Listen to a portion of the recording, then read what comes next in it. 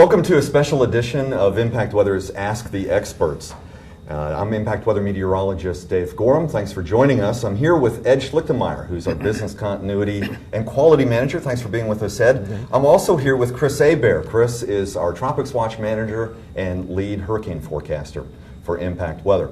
We're going to talk about late season hurricanes, gentlemen. It's it's October. We're in the fall pattern. We don't typically talk about hurricanes, but if we go back to the hurricane books or the history books, we have Hurricane Hugo in 1989. We've got Hurricane Wilma in 2005, and it was 2012, right, Chris, for Hurricane Sandy, which was Halloween weekend, if I remember. Late season hurricanes, they're not terribly uncommon, but perhaps you could tell us more about these late season hurricanes. Well, if we're talking about late season major Category 3, 4, and 5 hurricanes, then they're not really that rare. About once every 2 years, we get a major Category 3 or 4 or 5 hurricane during the month of October and November. Since 1950, there have been 35 such major hurricanes late season. Only 5 of those struck the United States coastline. That's about once every 13 years. So they're fairly rare in terms of impact across either the Caribbean or the United States coastline. We can go back to Hurricane Wilma in 2005. That was the last major hurricane to strike the coast. Usually they're about every 1.5 to 2 years, and we were going up on 9 years now with that hurricane. It's been 9 years, right. One part of the coast more at risk than another. We're talking about the Gulf Coast and the Atlantic Coast. Definitely. As we move into late September and October, cold fronts begin moving across the Gulf of Mexico. They move off the east U.S. coast. And once the cold fronts start moving through an area, it tends to shut that region down for development or for hurricanes moving into the region.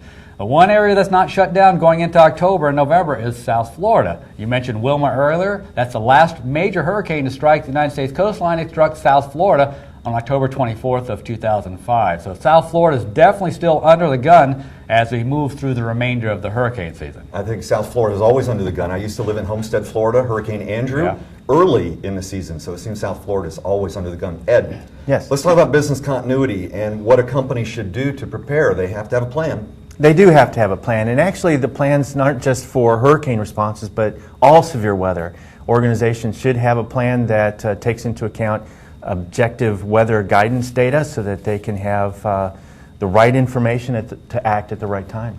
And of course, having a plan, is that all they need to do? No, of course not. The plan needs to have triggers. It needs to have that can use those objective guidance data in order to make certain that they are moving through and progressing, taking actions that they need to take at the beginning when there's not a lot of threat, but it's likely, a possibility. They're taking some actions like making sure their communications plan is in order, they're taking account of resources. And as they get closer, they're taking more actions that are more likely to be impactful of the business, but protecting the business at the same time.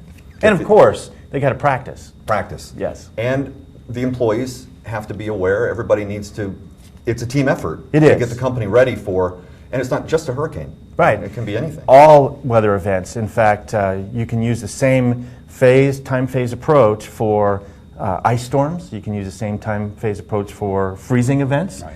And all of those kinds of things can benefit from objective weather guidance data. A lot of people, I think, don't realize that an ice storm can be so impactful and widespread. We can have power outages that affect 2 or 3 states, much like a hurricane could, and those power outages could last for quite some time. Absolutely.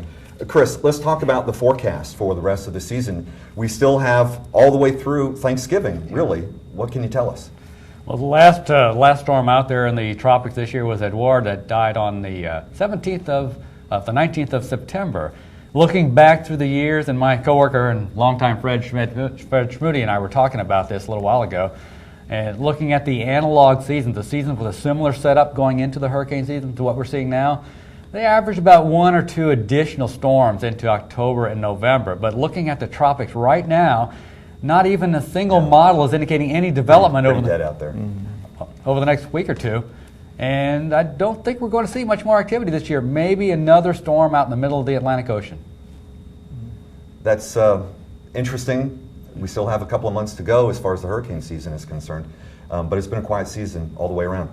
Let's begin to wrap this up. We have 2 of our experts, Ed and Chris, with us. Let's talk about the major takeaways. Chris, what's our major takeaway from this?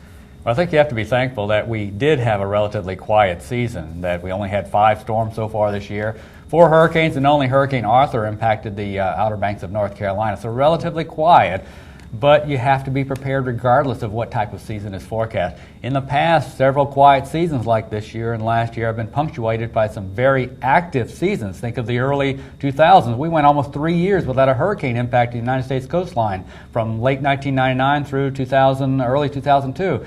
Then we had the seasons of 2003 and 4 and 5 following these very quiet periods.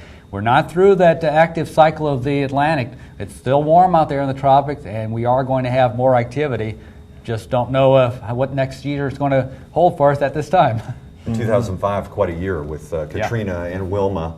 Wasn't that the year that Florida got struck 3, or was it 5? That was 2004. We had 4 hurricanes strike Florida, and That was in 3 that of them busy went over the section. same location. Yeah. Ed, Yes. takeaway. You're the business continuity, and by the way, quite a relationship between weather and business continuity. Weather's the number one Cause of business interruption. Exactly. So what's our takeaway today? The big takeaway in my mind is that it might be a quiet season, but if you're impacted by a storm, just one storm, it's not so quiet. And so you need to be ready. The preparedness needs to be there. Have a plan, have your triggers, and practice. Excellent. Yeah. Excellent. Thank you very much. Ed, Chris, thanks for joining us today. If you have any questions about what we've talked about today, send an email to sales@Impact Weather. You can also follow us on Tropics Watch. @Tropics Watch is the handle on Twitter. I'm Impact Weather meteorologist Dave Gorham. Thanks for watching today. Bye-bye.